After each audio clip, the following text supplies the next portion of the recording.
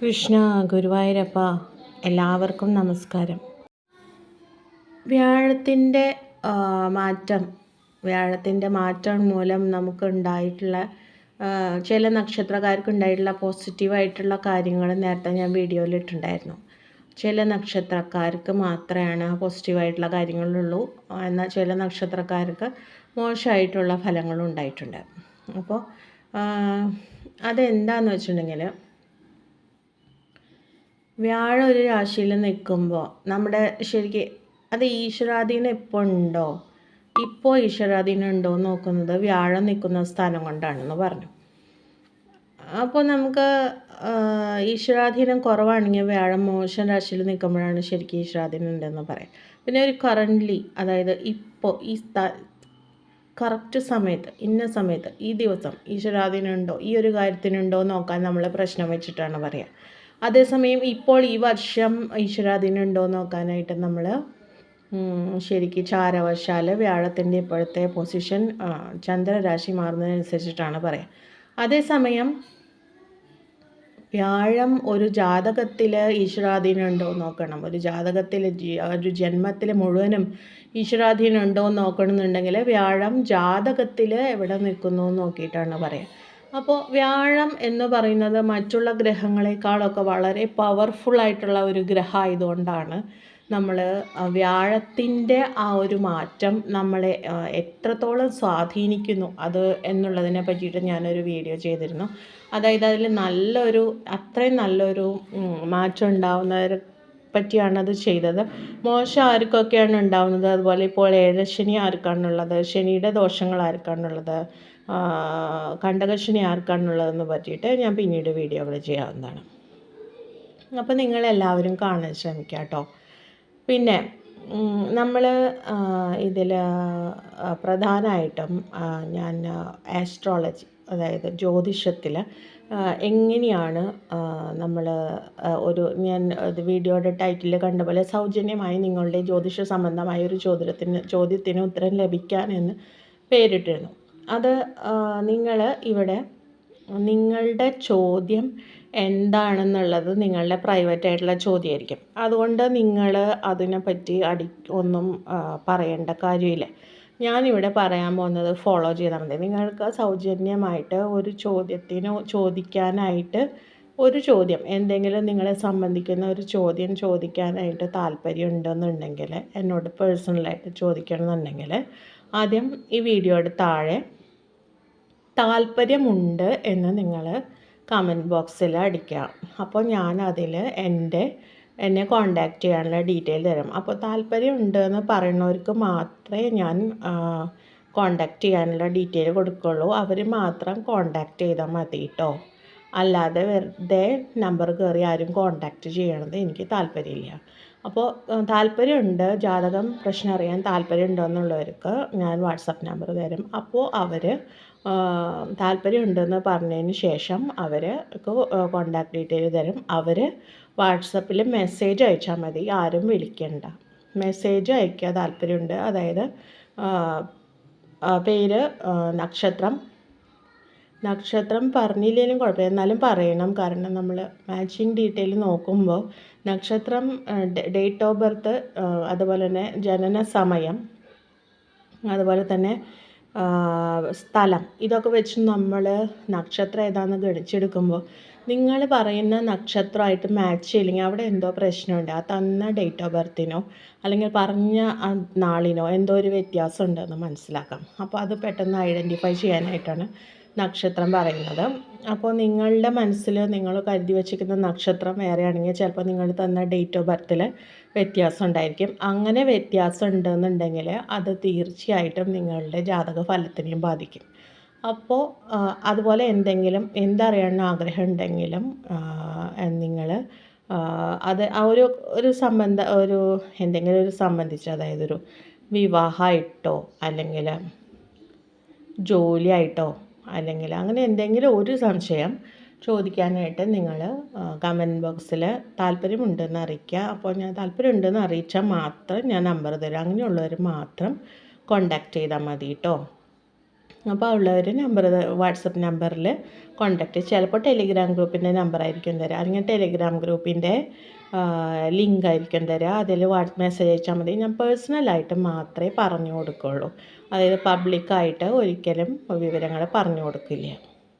Detail പേര്, നാള്, നക്ഷത്രം ഇതൊക്കെ പേഴ്സണലായിട്ട് മാത്രം എനിക്ക് മെസ്സേജ് അയക്കാൻ ഞാൻ പറയുമ്പോൾ അയച്ചു തന്നാൽ മതി. അപ്പോൾ പേഴ്സണലായിട്ട് മാത്രം അതെന്താണ്, നിങ്ങളുടെ ചോദ്യം എന്താണ്, അതിനുള്ള ഉത്തരവും പറഞ്ഞു തരും. പിന്നെ കുറച്ച് താമസം ഉണ്ടായിരിക്കും. കാരണം എന്ന് വെച്ചിട്ടുണ്ടെങ്കിൽ മെസ്സേജുകൾ വരികയാണെങ്കിൽ എനിക്ക് ചിലപ്പോൾ എല്ലാം മാനേജ് ചെയ്യാൻ പറ്റിയെന്നല്ല ഒരുമിച്ച്, അപ്പോൾ ചിലപ്പോൾ ഡിലേയും വന്നു വരും. അപ്പോൾ താല്പര്യമുള്ളവർക്ക് മെസ്സേജ് ചെയ്യാം കേട്ടോ. പിന്നെ നമ്മൾ നേരത്തെ പറഞ്ഞ പോലെ നമ്മൾ ജ്യോതിഷത്തിലുള്ള വിശ്വാസം എന്ന് പറയുന്നത്, ജ്യോതിഷ ഒരു ശാസ്ത്രമാണ്. ശരിക്കും അതുപോലെ തന്നെയാണോ കാര്യങ്ങൾ വരിക എന്ന് പറഞ്ഞാൽ നമുക്കൊക്കെ ഒരു ഡെസ്റ്റിനി ഉണ്ട്. അതെങ്ങനെയാണെന്ന് വെച്ചിട്ടുണ്ടെങ്കിൽ നമ്മളെ മുജ്ജന്മ പാപങ്ങൾക്കനുസരിച്ചും പുണ്യങ്ങൾക്കനുസരിച്ചൊക്കെ ഭഗവാൻ നമ്മൾക്ക് വരച്ചിരിക്കുന്നവരതാണ്. നമ്മൾ പറഞ്ഞു കേട്ടിട്ടുണ്ടായിരിക്കും, നാഡി ജ്യോതിഷത്തിനെ പറ്റി പറഞ്ഞിട്ടുണ്ടായിരിക്കും. അതിനെപ്പറ്റി അതിൻ്റെ പേരിൽ കുറേ തട്ടിപ്പുകൾ നടക്കുന്നുണ്ട് എന്ന് പലരും പറയുന്നുണ്ട്. അതിനെപ്പറ്റി എനിക്ക് കൂടുതലല്ല, പക്ഷേ അതിൽ കറക്റ്റ് ഉണ്ട്, ശരിക്കും ഉണ്ട് നാഡീജ്യോതിഷം. ആ നാഡീജ്യോതിഷത്തിൽ ഞാൻ തമിഴ്നാട് വൈദീശ്വരം കോവിലിനടുത്ത് ചിലർ വളരെ ജെനുവിനായിട്ട് പറഞ്ഞു കൊടുക്കുന്നുണ്ട്. നമ്മൾ എവിടെ നിന്ന് വന്നു, നമ്മളൊരാളുടെ കുറച്ച് ഡീറ്റെയിൽ വെച്ചിട്ട് മാത്രം നമ്മളുടെ അച്ഛൻ, അമ്മ, അവരുടെ പേര്, ഡീറ്റെയിൽസ്, നമ്മളുടെ പൂർവ്വജന്മ കാര്യങ്ങൾ എല്ലാതും കറക്റ്റ് അവർ നമുക്ക് അനുയോജ്യമായ താളിയോല എടുത്തുകൊണ്ട് വന്നിട്ട് നമുക്ക് പറഞ്ഞു തരും എന്നുള്ളതാണ്. അത് പറഞ്ഞ് തരുമ്പോൾ നമ്മൾ ഞെട്ടിപ്പോകും. കാരണം നമ്മുടെ അച്ഛൻ്റെ പേര് പറയണോ, അമ്മയുടെ പേര് പറയണോ, അതൊക്കെ നമ്മളറിയാത്ത ഒരാൾ താളിയോല നോക്കി നമ്മളോട് പറയുകയാണ്. അപ്പോൾ തന്നെ നമ്മളതിൽ ഓട്ടോമാറ്റിക്കലി വിശ്വസിച്ച് പോകും. എത്ര വിശ്വാസമില്ലാത്തതെന്ന് പറഞ്ഞാലും നാഡീജ്യോതിഷം യഥാർത്ഥത്തിൽ അറിയുന്ന ഒരാൾ താളിയോല നോക്കി പറയുമ്പോൾ നാഡി നോക്കി പറയുമ്പോൾ അത് വിശ്വസിക്കും. കാരണം നമ്മളെ പറ്റിയിട്ടൊക്കെ നമുക്ക് മുമ്പേ ഇവിടെ കുറിക്കപ്പെട്ടിട്ടുണ്ട്. മുനിമാരൊക്കെ നമ്മളെ പറ്റി മുമ്പേ കുറിച്ച് വെച്ചിട്ടുണ്ട്. അതാണ് പറഞ്ഞത്. അതേസമയം ചിലർ പണ്ട് ഈ നാഡീജ്യോതിഷം എന്ന് പറഞ്ഞാൽ തട്ടിപ്പാന്നുള്ളത്, അത് തട്ടിപ്പ് നടത്തുന്നവരുണ്ട്. പല കാര്യങ്ങളിലും പല രീതിയിലും തട്ടിപ്പുണ്ട്. പക്ഷെ അത് വിചാരിച്ചിട്ട് ജെനുവിൻ അല്ലാത്തവർ, എല്ലാവരും ജെനുവിൻ അല്ല എന്ന് പറയാൻ പറ്റില്ല. ജെനുവിൻ ആയിട്ടുള്ളവരുണ്ട്. കാരണം എനിക്ക് നേരിട്ട് അനുഭവമുള്ളവരുണ്ട്. വൈദീശ്വരം കോവിലിൽ പോയിട്ട് യഥാർത്ഥത്തിൽ അവരുടെ നാഡി നോക്കിയിട്ട് പറഞ്ഞു ഞെട്ടിപ്പോയി എന്ന് പറഞ്ഞിട്ട് ഒരുപാട് പേര് എന്നോട് പറഞ്ഞിട്ടുണ്ട്. അപ്പോൾ എനിക്ക് ഭയങ്കര വിശ്വാസമുള്ളൊരു കാര്യമാണ്. പക്ഷേ എല്ലാവരും അത് അവർ തന്നെ പറഞ്ഞിട്ടുണ്ട്. അവിടെ എല്ലാവരും ഈ പറയുന്ന നാഡി എന്ന് പറഞ്ഞിരിക്കുന്ന എല്ലാവരും അത്രയും ശുദ്ധരും അല്ല എന്ന്. എന്നാൽ ചിലർ വെറും തട്ടിപ്പിന് വേണ്ടി ഇരിക്കുന്നുണ്ട്. എന്നാൽ ചിലർ ശരിക്കും സത്യമായിട്ട് നമ്മുടെ കാര്യങ്ങൾ പറയുമ്പോൾ നമ്മുടെ കണ്ണ് നിറഞ്ഞു പോകുന്നും പറയുന്നുണ്ട്. പിന്നെ നമ്മുടെ പൂർവ്വജന്മ പുണ്യങ്ങൾക്കനുസരിച്ചാണ് നമ്മുടെ ജാതകം കുറിക്കപ്പെടുന്നത്. അത് നമ്മൾ ജനിക്കുന്ന സമയം അനുസരിച്ചിട്ട് നമ്മൾ ആ സമയത്ത് തന്നെ ജനിക്കുന്നതൊക്കെ മുമ്പേ വിധിക്കപ്പെട്ടതാണ്. അതായത് നമ്മൾ എന്തുകൊണ്ടാണ് ജനിക്കുന്നത് അത് ഞാൻ എൻ്റെ ഗീത ക്ലാസ്സിൽ പറയുന്നുണ്ട്. അതായത് നമ്മൾ ജന്മിക്കുന്നതൊക്കെ നമ്മുടെ ഈ പൂർവ്വജന്മ പാപങ്ങളൊക്കെ ക്ഷയിപ്പിച്ച് ഭഗവാനിൽ ചെന്ന് ലയിക്കാനാണ്. അപ്പോൾ നമ്മൾക്ക് ഈ ജന്മം തന്നിരിക്കുന്നത് ഭഗവാനിലേക്ക് അടുക്കാനാണ്. അപ്പോൾ നമ്മൾ കുറേ ജന്മങ്ങളുടെ ഈ പാപങ്ങളൊക്കെ ചെയ്ത് ആ പാപങ്ങൾ ചെയ്ത് പിന്നീട് നമ്മൾ ഭഗവാനിലേക്ക് എത്തി. ശരിക്കും ഗുരുവായൂരപ്പനിലേക്കൊക്കെ എത്തുമ്പോൾ അപ്പോൾ നമുക്കറിയാം, ഗുരുവായൂരപ്പനിൽ എത്തുമ്പോഴാണ് നമ്മൾ മോക്ഷത്തിൻ്റെ ഒരു സുഖം. ഇപ്പോഴേ നമുക്ക് അവിടെ ചെല്ലുമ്പോൾ എന്താണ് മോക്ഷം എന്ന് അമ്പലത്തിൻ്റെ ഉള്ളിലേക്ക് കയറുമ്പോൾ തന്നെ നമുക്ക് ആ മോക്ഷത്തിൻ്റെ ഗന്ധം വരെ വന്നു തുടങ്ങും. അപ്പോൾ ആ ഒരു ഫീലാണ് മോക്ഷത്തിൻ്റെ ഗന്ധം എന്ന് പറഞ്ഞാൽ, ആ ഒരു ചെറിയ നിമിഷത്തെ ഒരു ഫീല് നമുക്ക് എപ്പോഴും ശാശ്വതമായി നിലനിൽക്കുക എന്നുള്ളതാണ് ശരിക്ക് ഗുരുവായൂരപ്പനിൽ ചെന്ന് ലയിക്കുക അല്ലെങ്കിൽ ഭഗവാനിൽ ചെന്ന് ലയിക്കുക എന്നുള്ളതിൻ്റെ അർത്ഥം എന്ന് പറയണത്. അപ്പോൾ ഈ ജാതകം എന്നുള്ളത് ഒരു തട്ടിപ്പായിട്ട് എനിക്ക് തോന്നില്ല. കാരണം എന്താണെന്ന് വെച്ചിട്ടുണ്ടെങ്കിൽ ഞാൻ കുറേ പേരുടെ ജാതകം നോക്കിയിട്ടുള്ളപ്പോൾ എനിക്ക് അവരുടെയൊക്കെ ജാതകത്തിൽ ഞാനൊരു കാര്യം പറഞ്ഞാൽ അത് ശരിയാണെന്ന് അവർ പറയാറുണ്ട്. പക്ഷേ ഇത് പൂർണ്ണമായി 100% ഒരാളുടെ കാര്യം ശരിയാവുമെന്ന് ചോദിച്ചാൽ 80% ശരിയാവുമെന്ന് ഞാൻ പറയും. 100% ശരിയാവുമെന്ന് പറയാൻ നാഡിയിലേ പറ്റുള്ളൂ, നാഡി ആസ്ട്രോളജിയിൽ. അത് നമ്മൾ ശരിക്കും നമ്മുടെ നാഡി നോക്കിയിട്ട് തന്നെയാണ് പറയാം. ഞാൻ 80% ശരിയാവുമെന്ന് പറഞ്ഞത്. അത്രയും കാര്യങ്ങൾ നമുക്ക് ഒരു ഗസ് ചെയ്തിട്ട് എടുക്കണം. നമ്മളൊരു ഗ്രഹം ഇവിടെ നിൽക്കുമ്പോൾ നമ്മൾ ഗസ് ചെയ്തെടുക്കണം ഇതിൻ്റെ ഫലം എന്താണെന്നുള്ളത്. അങ്ങനെ പറ്റുള്ളൂ. അല്ലാണ്ട് ഒരു എക്സാക്റ്റ് ഒരാളുടെ കാര്യത്തിൽ ചിലർ വന്നിട്ട് ചോദിക്കും, ചിലർ വിവാഹം കഴിഞ്ഞവരായിരിക്കും, വിവാഹം കഴിഞ്ഞ ഒരാളായിരിക്കും, പെട്ടെന്ന് വന്നിട്ട് നമ്മളോട് ചോദിക്കുകയാണ്, എൻ്റെ വിവാഹം എന്നാ നടക്കുക? അതായത് കഴിഞ്ഞിട്ടുണ്ടായിരിക്കും, അവരുടെ വിവാഹം ഓൾറെഡി കഴിഞ്ഞിട്ടുണ്ടായിരിക്കും, കുട്ടികളായിട്ടുണ്ടായിരിക്കും. എന്നിട്ട് ഒന്നും അറിയാത്ത പോലെ നമ്മളോട് വന്ന് ചോദിക്കുകയാണ്, എൻ്റെ വിവാഹം എന്നാ നടക്കാമെന്ന് പറയുമോ എന്ന്. ഇങ്ങനെ പറയുമ്പോൾ ശരിക്ക് ഒരു ജ്യോത്സ്യനെ ശരിക്ക് കബളിപ്പിക്കുകയാണ് ചെയ്യണത്. അതായത് നമ്മളെ കൺഫ്യൂസ്ഡ് ആക്കുകയാണ് അവർ. അപ്പോൾ നമുക്ക് ഇനി വരാൻ നല്ല യോഗം വല്ലതുണ്ടോ? അതായത് പല സമയത്തും യോഗങ്ങൾ കഴിഞ്ഞു പോയിട്ടുണ്ടാകും. എക്സാക്റ്റ് ഈ ഡേറ്റിലാണ് വിവാഹം നടന്നതെന്ന് അത്രയും എക്സാക്റ്റ് നമുക്ക് ഒറ്റയടിക്ക് പറയാൻ പറ്റില്ല. അതൊക്കെ വളരെ വിശദമായിട്ട് നോക്കിയിട്ടേ പറയാൻ പറ്റുള്ളൂ. അതുമാത്രമല്ല നാഡിയിലൊക്കെയാണ് അതിൽ കുറേയും കൂടെ സ്പഷ്ടമായിട്ടൊക്കെ പറയാൻ പറ്റുക. അപ്പം നമ്മൾ എല്ലാം തികഞ്ഞിരിക്കണ ഒരു ഈശ്വരനല്ല ശരിക്കും ജ്യോത്സ്യൻ അല്ലെങ്കിൽ ജ്യോതിഷം അറിയുന്ന ഒരാളെന്ന് പറയുന്നത്.